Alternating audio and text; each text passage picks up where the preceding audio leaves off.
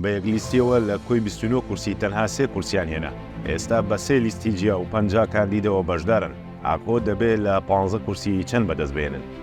چارەنووسی کورد لە ئەنجومەنی پارێزگای دیالە.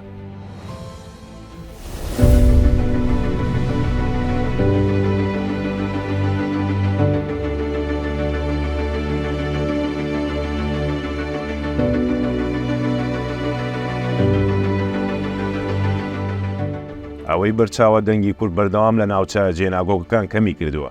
جا چ لە هەڵبژاردننی ئەنجومەنی پارێزگاکاندا بوو بێت یاخود لە هەڵبژاردننی ئەنجومەنی نوێنەرانی عێراقدا، هۆکارەکەشی بۆ کەمبوونەوەی بەردەوامی بەشداریکردنی کورد دەگەڕێتەوە لەو ناوچانە کە ڕنگدانەوەی بێهیوای خەڵکە بەرامبەر ئەدای حیزبەکان و کاندیدەکان و نوێنەرە دەرچۆکانیان. لە هەڵبژاردننی ساڵی 2009 ئەنجومەنی پارێزگای عێراقدا کورد بە یەکدەنگی و لە چوارچێوەی هاوپەیمانی کوردستانیدا بەشدار بوو. بۆ یەتوانی لە کۆی 26 کورسی ئەنجومەنی پارێزگای دیالە 6 کورسی بەدەست بهێنێت، 3 کورسی بۆ یەکێتی و هەریەکە لە پارتی و سۆسیالیست و یەکگرتوژیەکی 1 کورسی. بەڵام لە هەڵبژاردنەکانی 2013دا وێڕای بەشداریکردنی بە هاوپەیمانی برایەتی و پێکەوە ژیان ژمارەی کورسیەکان بۆ نیوە دابەزی و یەکێتی 2 کورسی و پارتی کورسیەشی هێنا. بەپێی یاسای هەڵبژاردننی نوێ ئەنجومەنی پارێزگاکان ژمارەی کورسیەکانی پارێزگای دیالە کەم کراوەتەوە بۆ 15 کورسی و ئەویش لەسەر بنەمای ژمارەی دانیشتوانەکەی کە زیاتر لە 1,600,000 دانیشتووی هەیە و نزیکەی 1,100,000 کەس مافی دەنگدانیان هەیە، بەڵام کەمتر لە 1,000,000 کارتی دەنگدانیان نوێ کردوێتەوە. بەپێی ئامارەکانی کۆمیسیۆنی هەڵبژاردنەکانیش لەو پارێزگایە زیاتر لە 11 هاوپەیمانی تۆمار کراوە. ژمارەی دەنگدەرانی کورد لە پارێزگاکان نزیکەی 100,000 دەنگدەرە کە زیاتر لە 90,000یانە ناوەندی شارۆچکەی خانەقیندان.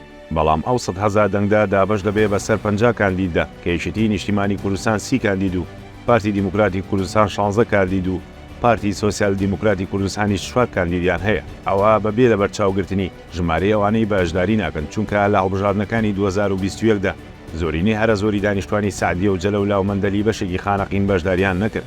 لە هەڵبژاردنە پەرلەمانەکەی ئایاری 2018 عێراقدا دەنگی کورد لە دیالە نزیکەی 55,000 دەنگ بوو. لە کاتێکدا یەکێتی و پارتی و حیزبە کوردەکانی تر لە هەڵبژاردنە پەرلەمانەکەی 2014دا پێکەوە زیاتر لە 61,000 دەنگیان بەدەستهێنا. ئەو دەنگانە لە هەڵبژاردنە پێشوەختەکەی 2021دا بە شێوەیەکی بەرچاو دابەزی و کورتوانی تەنها 1 کورسی بەدەست بهێنێت.